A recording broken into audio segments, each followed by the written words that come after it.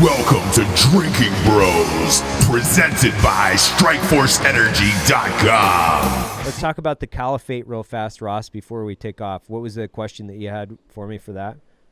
For sure. I saw that Iraq declared yesterday that they've ended the war with ISIS and that they've defeated them entirely after 3 years of battle. Is that It's real? weird that my rap video came out and then ISIS was defeated. I'm just fucking saying that. That's what I was saying. I was just thinking that. I was like, dude, Matt puts out fuck ISIS and all of a And sudden then it's they're gone from fuck Iraq. ISIS for real. Yeah. It's fuck.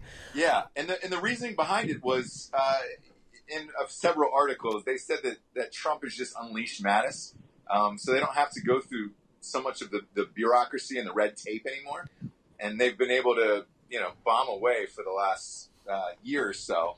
But you would know more than I, obviously, in this. So I was just curious. There's a huge amount of truth to that. So the guys in Afghanistan and Iraq both have been very busy in the last year.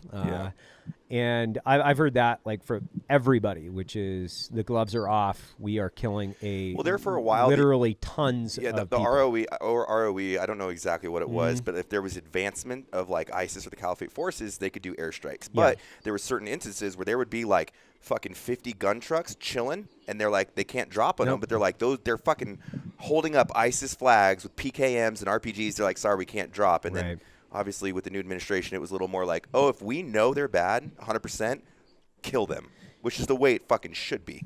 Yeah. You know? Well, and I heard that from both air, ground. Like everybody was like, "Oh no, we're doing 10x what we were doing last year, and sometimes more, 100x as far as like ordnance dropped, rounds fired, and they're just doing things a little bit smarter for the Americans, the American warfighter too. I think because they're just dropping a lot of fucking bombs and killing a lot of bad people.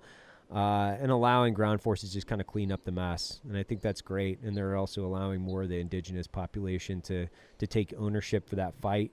So I would completely agree with the last year, at least last year and some change of what's happened in northern Iraq. I mean, obviously it's a Iraq war backed by the Americans. So you still have political issues that you have to work through and cultural issues, but there's no doubt that the success of the Iraqi and the American militaries have kind of pushed ISIS back.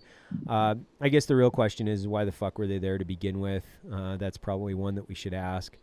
And then the next one is well, how do you maintain stability in the region when you have so many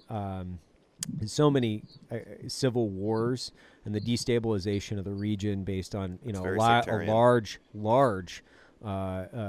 population, meaning like you've got this massive population, you've got several different tribes, a couple different religions. I don't know if you've heard about it. And then you add the political component to that with outside influence, with weapons and money.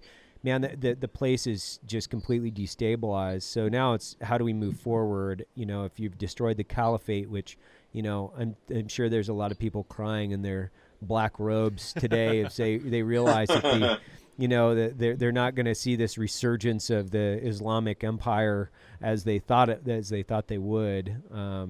And now we just have to maintain stability in the region, and that's actually sometimes harder than winning the war, as we've seen. So that's my real question. Now you got to maintain it.